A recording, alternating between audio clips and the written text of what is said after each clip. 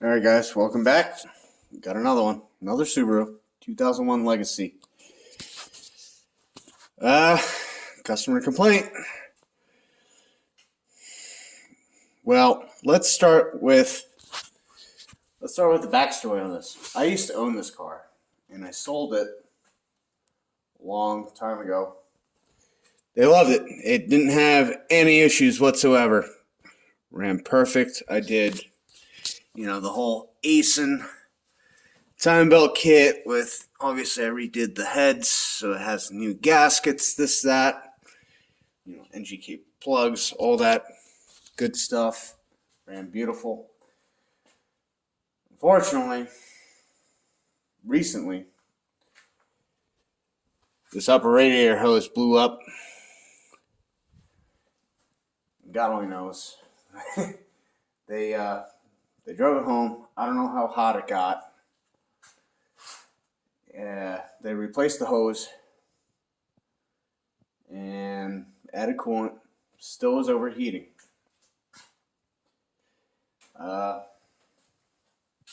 They then went to replace the water pump, even though that was brand new from Japan. And then started having cam crank correlation, instant check engine light when you started it. They originally called me out. I did like a quick field service. Timing was off. I was kind of in a rush. I did get from the crank to the driver's side. That's where the camshaft position is. Got that spot on.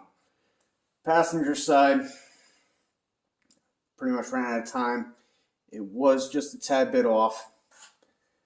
I'm about to revisit that. But we got two issues going on here.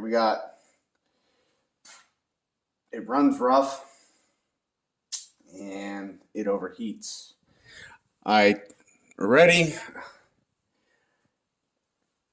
installed one of my modified thermostats, which just drill a little hole where when you place it in the proper position, it lets air get out, because these are kind of a nightmare to bleed sometimes. You jack the car up, you have your funnel, you're working on it. I could not get whatever thermostat they had in here. It wasn't the right one. It was one that fit, but it wasn't the big beefy, Subaru one. So I already had a spare Subaru thermostat laying around. Put it in. Yeah, a little better, but it still overheats after climbing a hill. So where are we at right now? And then, I finally, like I said, got in the garage. Yesterday, I decided to bypass the heater core. So I just got a brass nipple. The heater core is completely bypassed on both sides, thinking maybe the heater core was blocked up, because that deals with, I'm trying to alleviate everything before I say the head's got warped and it's pushing air in, which is unfortunately the way it's looking. But I've not yet surefired being able to come to an actual conclusion of that. This guy again, if you remember the last video with the red Subaru, that did not help me until I just dug in there and just did the gaskets and everything was kosher. I have a new tool. It's supposed to come tomorrow. It's a cylinder Leakdown tester tool. And with that, if I fill that radiator, about an eighth inch away from the top, I'm hoping to pressurize each cylinder and seeing if I can make that level rise. Because then I have a definitive that it's that. Because everything else that could possibly be thought of and done has been done. I won't know until tomorrow. But this running rough, could it be the head gasket? Could be. But I also, like I said, I know for a fact the passenger side cam is just a little bit off. So I am going to revisit that. I haven't charged the customer anything yet because I haven't come to any definitive fixes yet, so to speak. So right now we have it at, well, the engine's off, but we have generic Obd2 Data. So what you're seeing, things in red that, it says it's out of range, coolant temp. We're at, 75 degrees, room temperature type stuff, right? And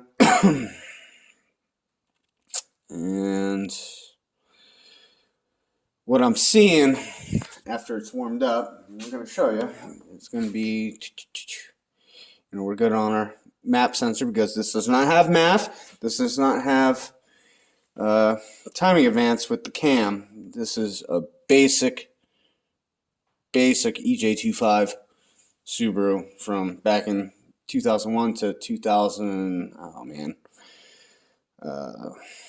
4, 3, something like that, before they added cam advance. So we don't have to worry about cam advance, but we also have a lot less data to work with, which is why I'm in generic OBD2. But the short-term fuel trims, I'll show you, it goes way to that -15 range. So it's pulling fuel, and that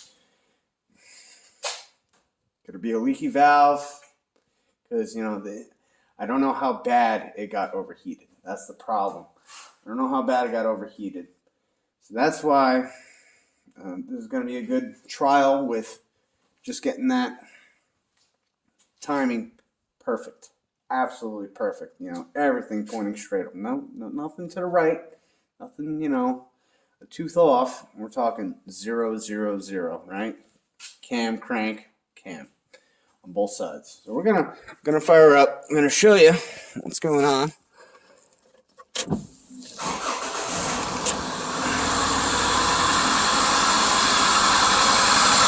I see she's a little shaky.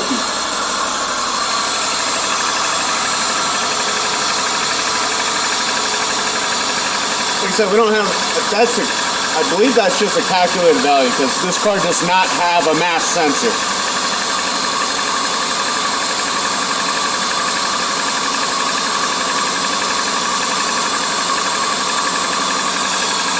We can also look into our Upstream O2 sensor.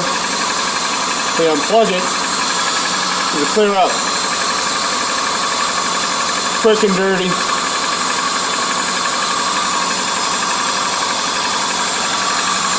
Oh man, well, I'm sorry for that, folks. So this is what we got going on. I believe that's a calculated value.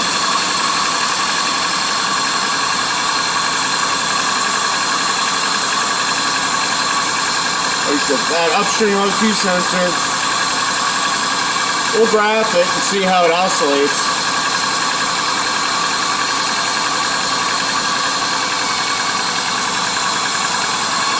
Room temperature.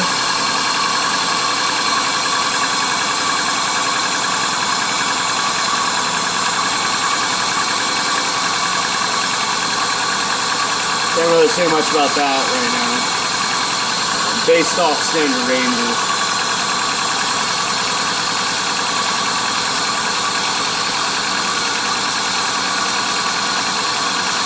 She's cold, so you can't really go off any oscillations.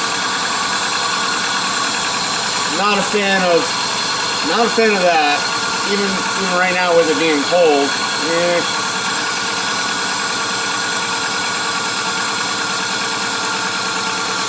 So that's where we're at on everything. We're going to be letting her warm up. Once she's warmed up, where are we at right now? It should be.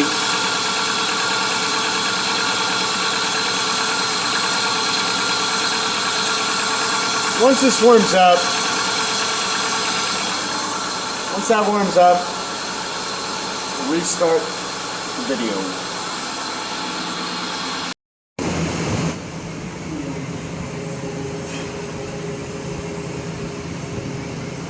Alright,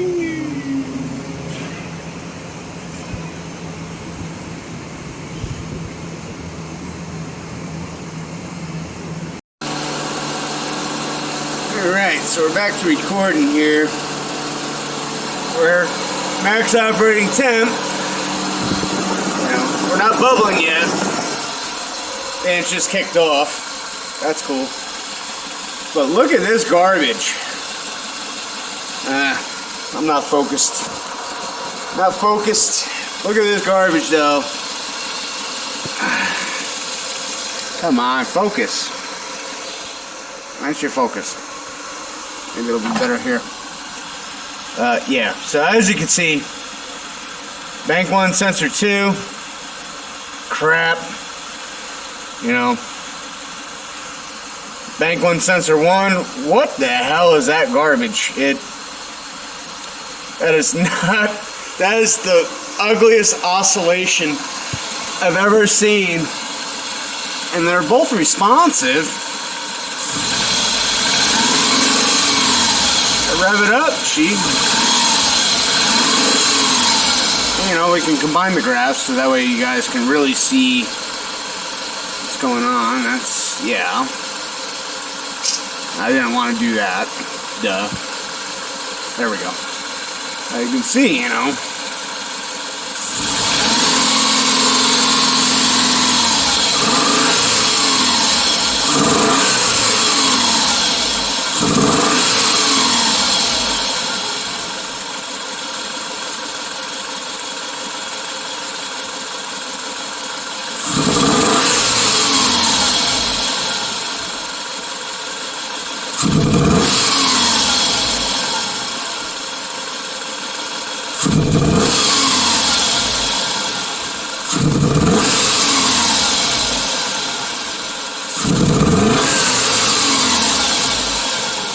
So, like I said, well, man, I don't know if I had the camera on that. I was like watching other things. Full throttle back onto, you know.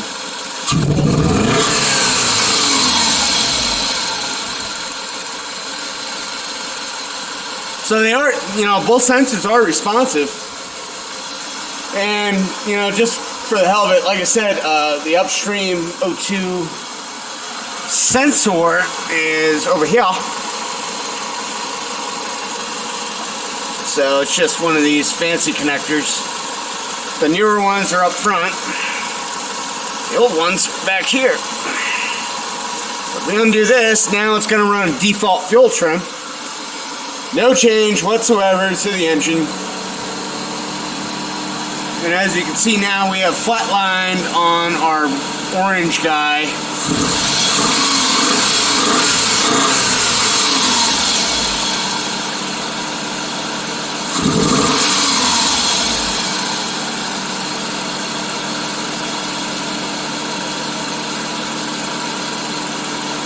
Like I said, every time we rev it,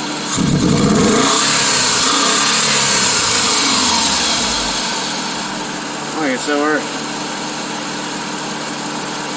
running pig rich, and I'm going to show you something else. I'm going to plug back in the other, I'm going to plug back that guy in. Oh, where did she go?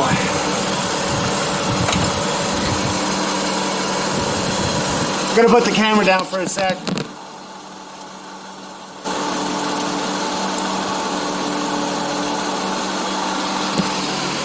Alright, we're plugged back in. We should get some responsiveness.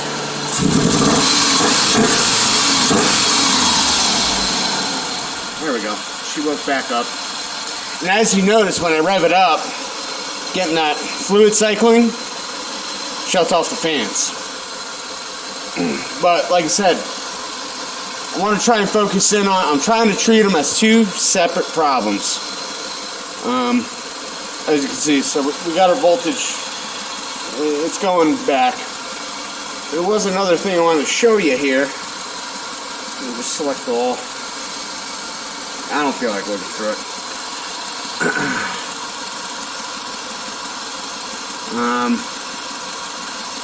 Yeah.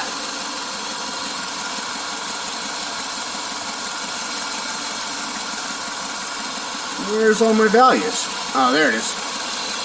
As you can see, pulling tons of fuel, you know, making that injector pulse super small as it can be. We're out of the limit based off of generic Obd2. So don't take my word for it or the computer's word for it, but we're gonna start by getting this timing perfect and go from there, because it's running late. I got work in the morning, so I'm hoping to at least get that done. Then tomorrow finalize that and see if we get anything better than that. You could smell it. It's shaking. It's crap. So when I get the covers off, I'll show you exactly the benchmark of where it is, and then get it perfect. And like I said, this is the way it's running right now is the same way it was running when let me shut her down. Gas is expensive this time of year. But the way I was, you know, given the car,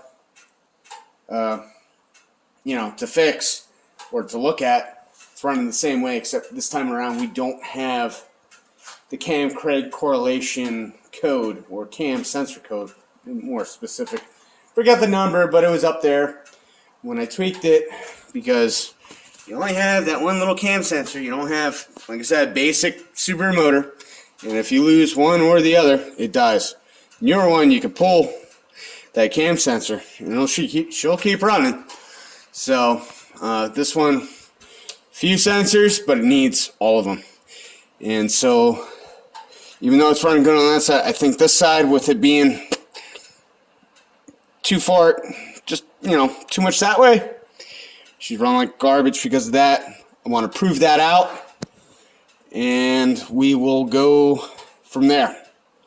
Like I said, new tool. I hope it's come here tomorrow, and then we get to have the fun of pulling the spark plugs and doing the pressure test. And like I said, seeing if coolant comes out. Ultimate test, right? It's a different way. I'm trying something new. This guy, like I said, the red one, screwed us almost. But we went and did our thing. Customer's still happy with that. 15, 20,000 miles later. So, yeah. So I'm not going to show you how to, there's millions of videos, and, you know, a couple bolts, boom, boom. It's coming apart. We're getting down to the timing system. And I'm gonna go from there. As a tech tip, if you don't have the special holder to hold down the crank to undo your crank pulley, you set up your alternator belt like this where it pinches, and with that, you should just be able to give it one good, just like that, folks. And then, well, we gotta go again, but she cracked free, and when she cracks free, you gotta go fast with it, or else that bottom belt's gonna slip. Once she cracks free, though, just go the other way, which will loosen up your belt. And once I tighten them down, the kink is gone. I still drive with them. People say, "Oh, you ruined the belt," but I've never seen one break.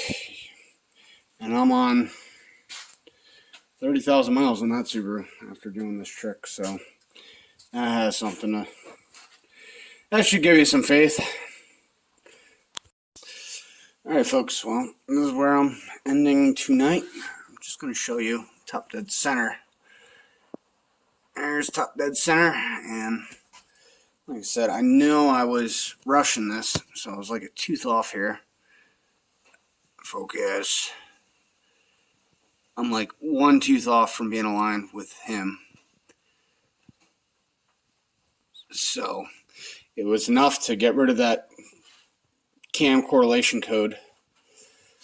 And then this side was the one that really bothered me, but like I said, I just didn't have the time.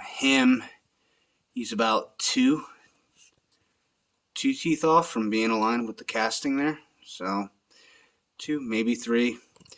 And I think, like I said, we're gonna get them realigned tomorrow and see if she purrs like a kitten.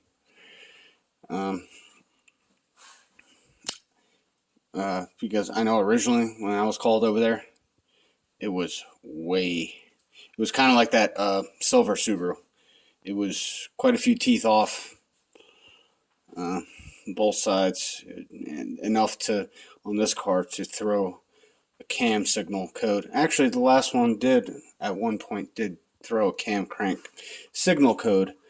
So, like I said, we're going to get these two back vertical and see how she does, just like this, open covers like the last time.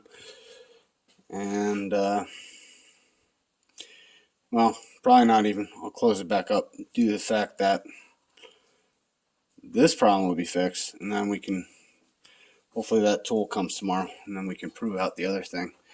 We'll start on this side, remove this black box here, pull 2 plugs, put in our pressure tester, hook it up to our lovely pancake air compressor, 90 psi, have this pretty much topped off, and see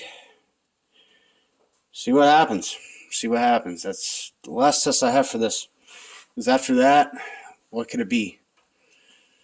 I mean, if I can't push coolant out, well, the only other weird scenario I've ever seen is catalytic converter being melted from being way too rich, and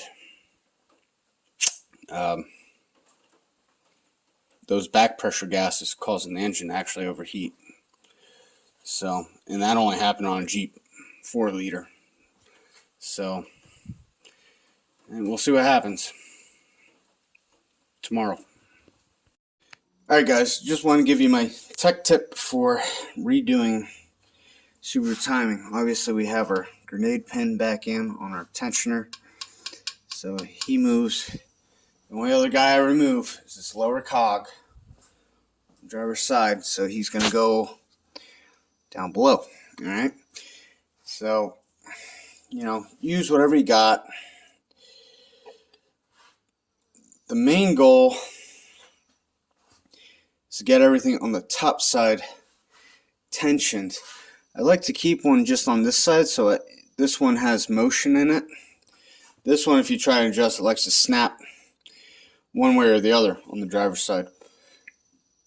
So pretty much this is our wiggle room here, and you finagle so you take out all the slack on the passenger side, and you work on taking out all this slack.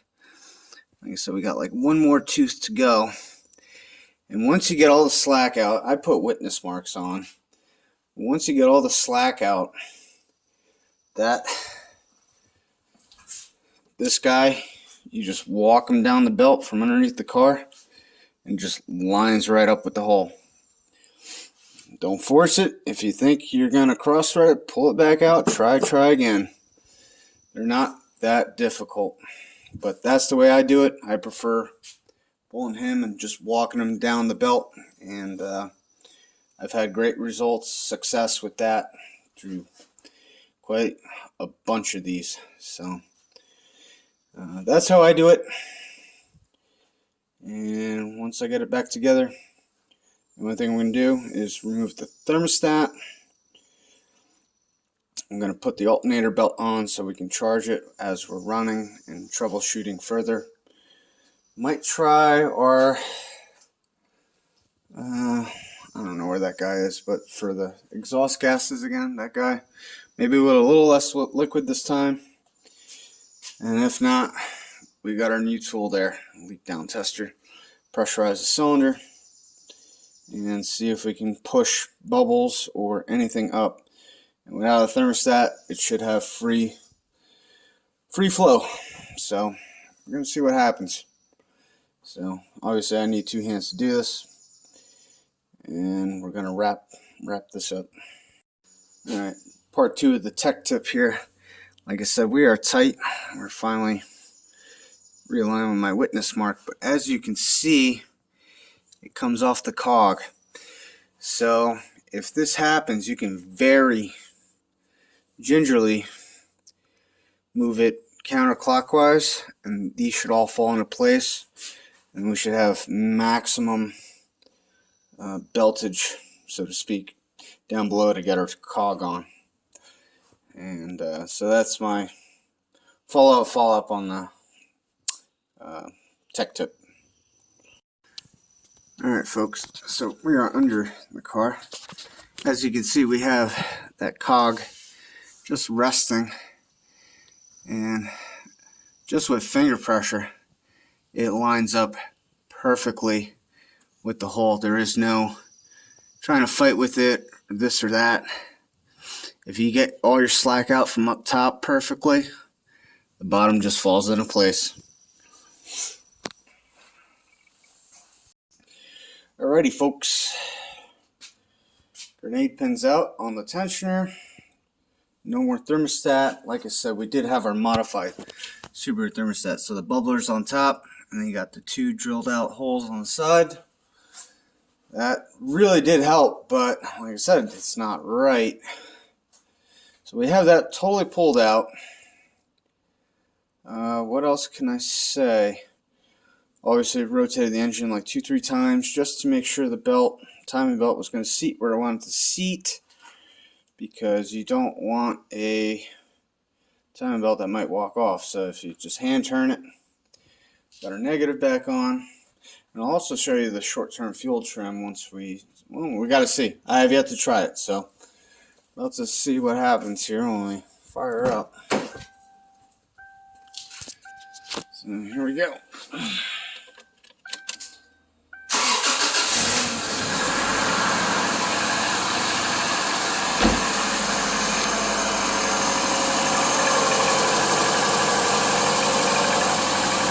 Bubbles.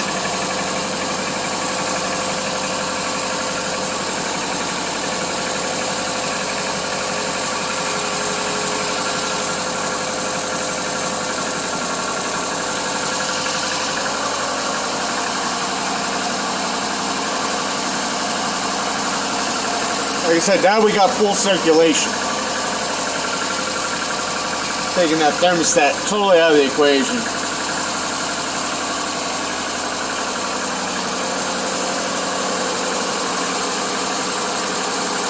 We also hooked up the alternator belt. First to charge the system. Second off, if we do go after it with this guy, when you pressurize that cylinder, it's going to tighten down that crank pulley. And you might have a hell of a time removing it. So that's why we did what we did there.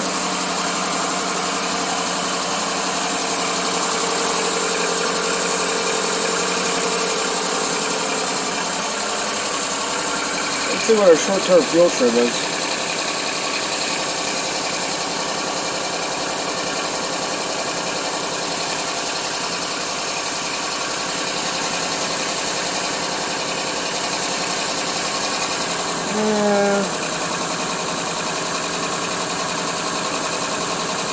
I forget which one it was, but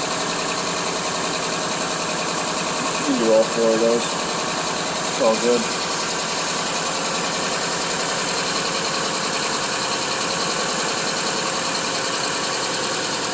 Still at that negative 15, but it is running like a kitten right now, folks.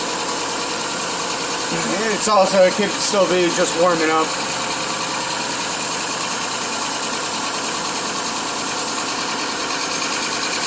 Could also be a normal thing.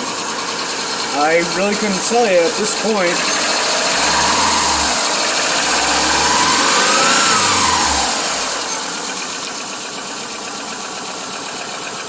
Well, I revved it up. We haven't seen that before. Before it was just constantly, pretty much like that. So maybe at idle it does just stick around at negative 15. I don't know. But she ain't loping anymore, she ain't shaking. And that was a critical thing. These bubbles have to go.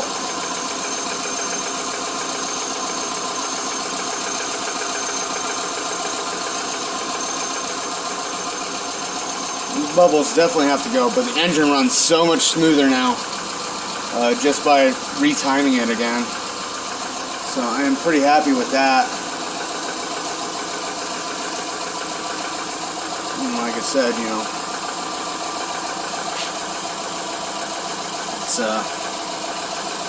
it's always neat watching it without the cam covers on.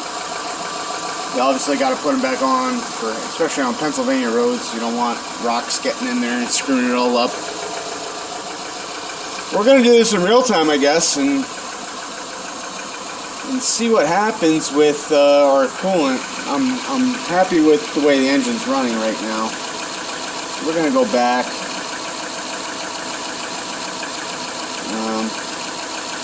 We'll actually go into Subaru Data.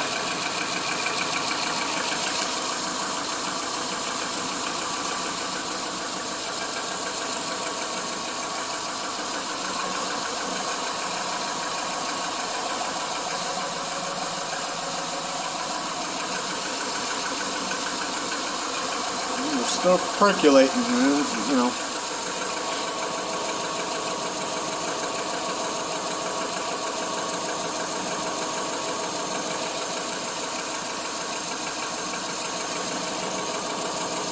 Legacy, other years.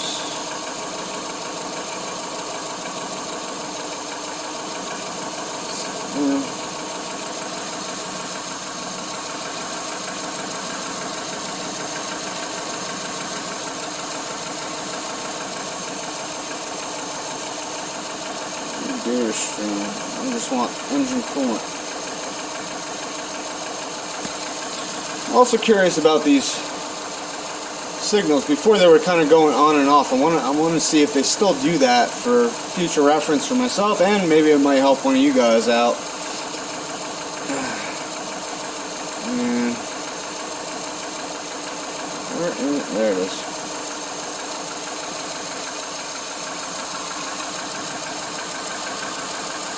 So they still do that. It happens so fast. I'm pretty sure on these older ones, that's just how it works.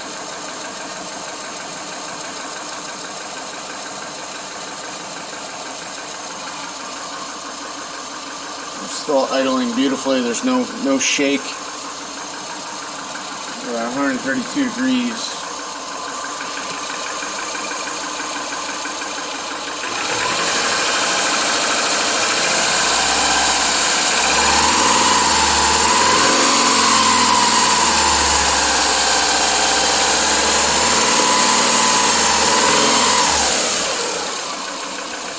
Might do my old screwdriver trick under that, just to keep the RPMs a little bit up, get the temps to rise a little faster, and get the circulation flowing.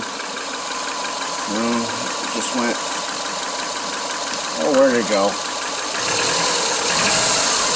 Under here.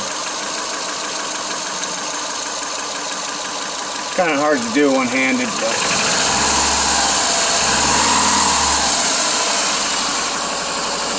Have it like that. We're at 1500 RPM.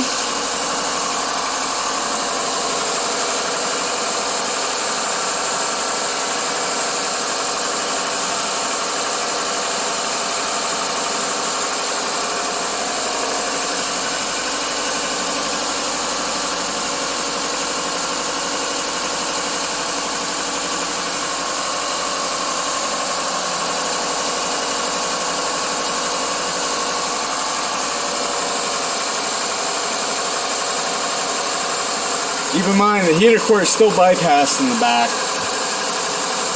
Like I said, that didn't help us out prior to this. But we could put that back on. We will, obviously. That didn't fix any of the issues.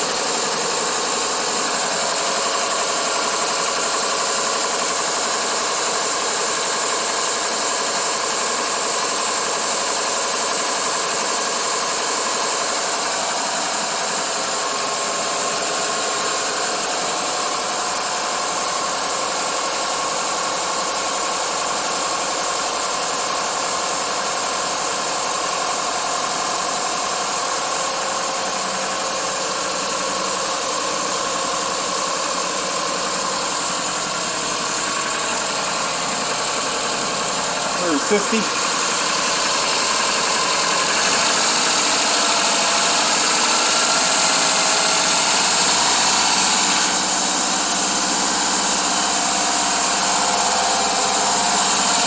We're almost at 2,000.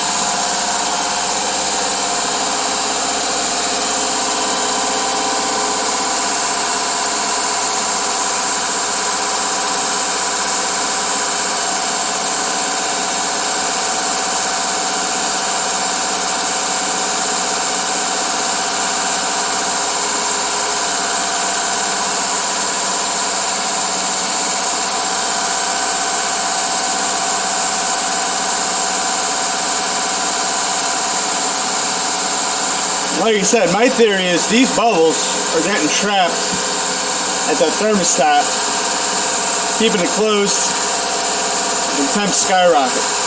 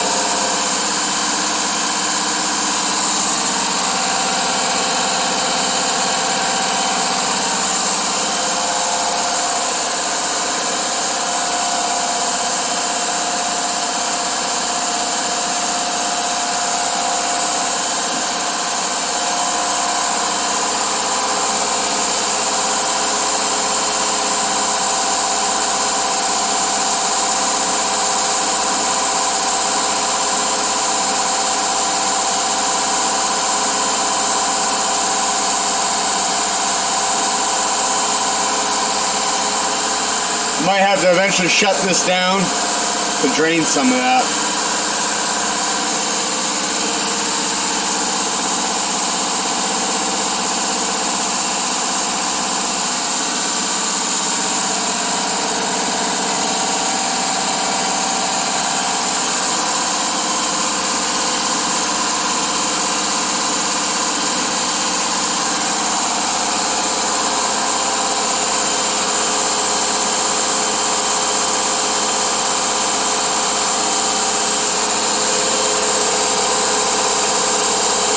That's hot.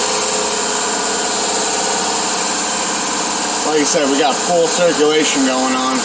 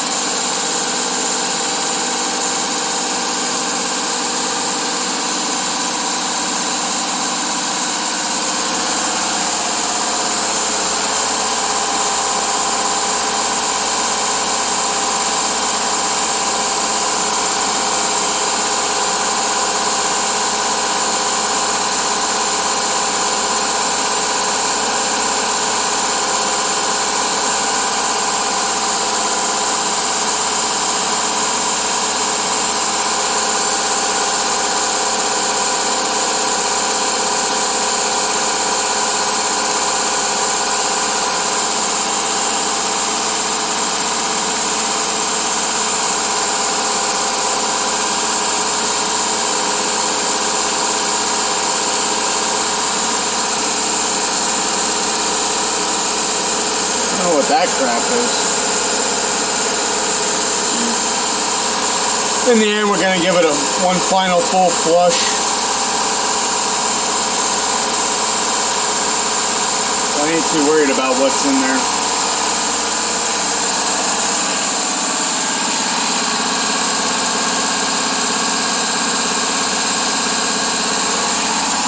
We're at 94 degrees now, so the fan should kick on in a minute here.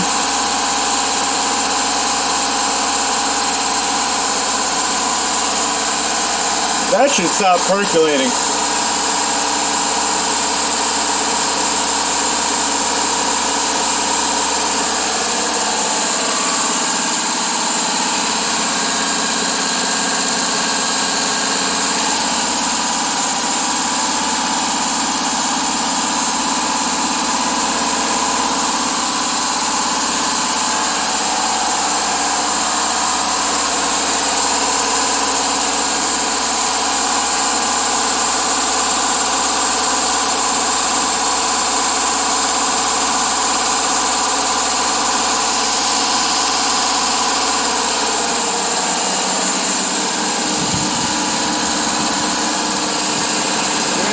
So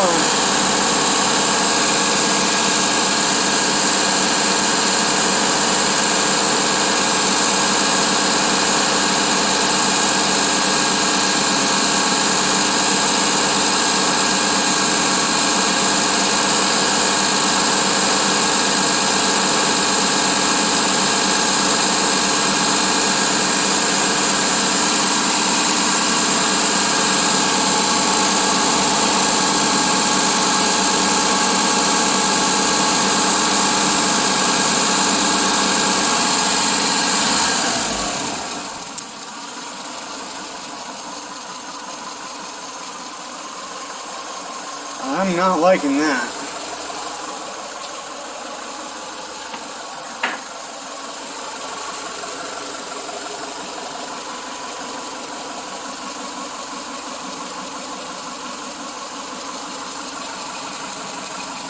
But at operating temp, she's still really smooth as butter. We'll see what happens as we just idle here. Fans are off, obviously.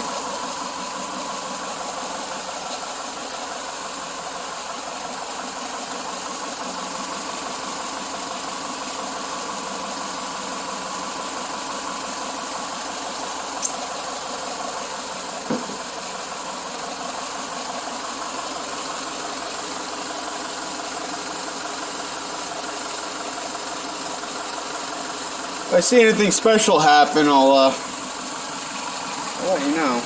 Back up to 199 now.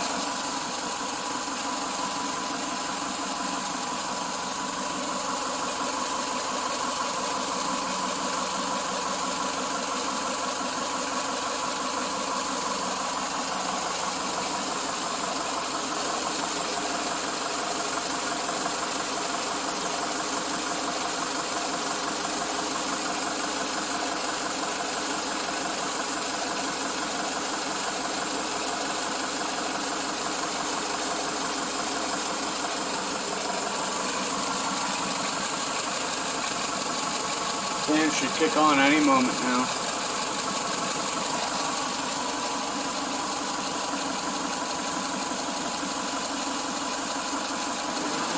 There we go.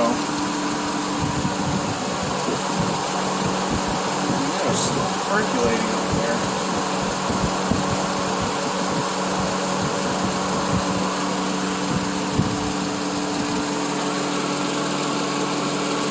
Now at idle. Still pretty instantaneous if you remember my other videos. What's she gonna do now? Went down. Well, we've seen that before.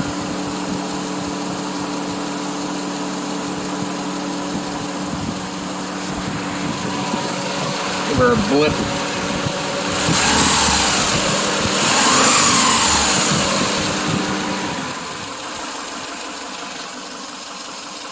Well, if I come up with anything else, folks, I'll let you know. So this is how I'm using my in-cylinder leak-down tester to try and verify this. If you have just a little bit of airflow, you see we have 8 psi. When we start cranking, everything starts going up. So we're on our compression stroke there. We're going to leave our handle right there. We're going to start cranking this up.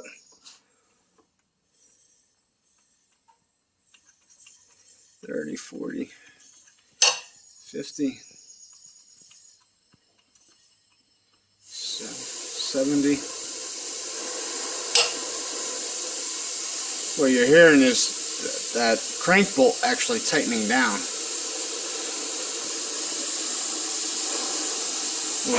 And I have an air leak right here. Go figure.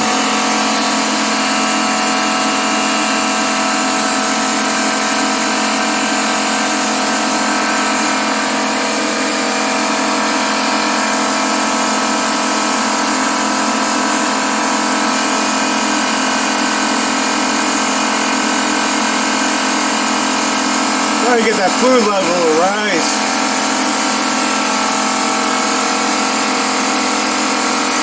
Wiggler right there.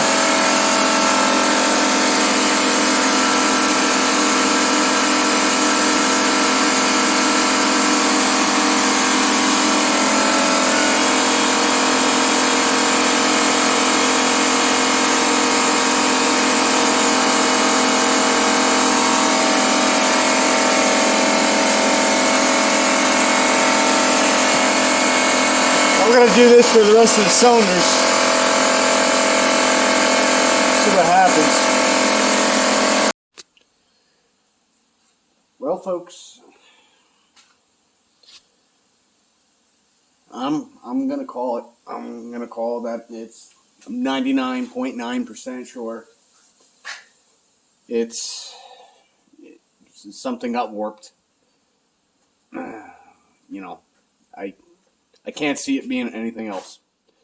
I really can't. We've done every bypass and this and that. Unfortunately, my cylinder leakdown tester, that guy, for a reason, the regulator, that versus what I'm seeing on the tool, it's not getting. I want more pressure, but I gotta get a new regulator, I guess, for my little compressor. But that tool will be valuable in the future for other things like checking valves and stuff. So it was good to have. It was first run with it, but like I said, there's something going on with my compressor. I really should get a bigger, better one. But with that all being said, also, there's a big difference between 80 psi and what a cylinder's putting out, which is 150. So that test was kind of a waste of time. It was kind of cool to play around with a new tool. So, like I said, I'm pretty much calling the head gasket. If she gets a second opinion and they can find something else, I'll refund her money for the diagnostic. But I'm 99.9% sure either something got warped or something cracked. And as of right now, leaving the thermostat out, and I'm going to return it hopefully in the morning. Good news is,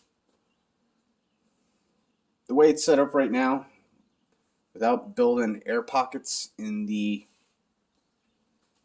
around the thermostat spring, right? Because this is where the air is getting trapped. So air is getting all around there, and it's not opening. When you rev it up, you're kind of forcing that air out. And you got hot coolant that hits it, and then that's when your temps spike way down. So that's the theory of it. And there's no other real explanation. Like I said, we did heater core bypass. That's critical because if the heater core is plugged up, that can also cause that spring. The hot coolant is not flowing right on top of it. So we did that test. That checked out.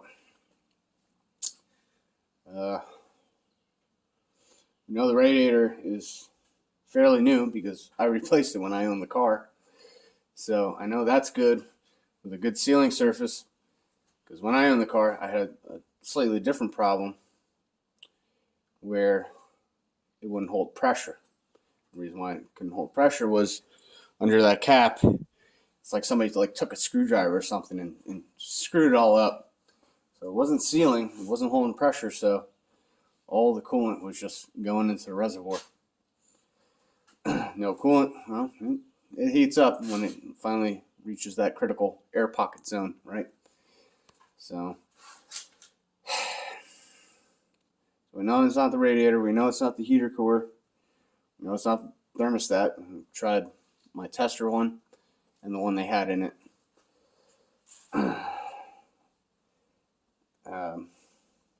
Water pump is new, so that's not it. Which again then brings us back to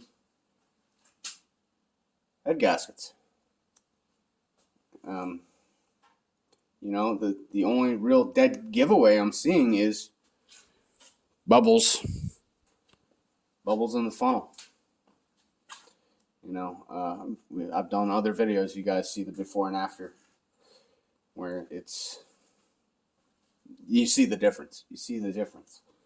So, like I said, she finds anybody else that can come up with a surefire conclusion to this besides head gaskets, I'll refund her my diagnostic charge.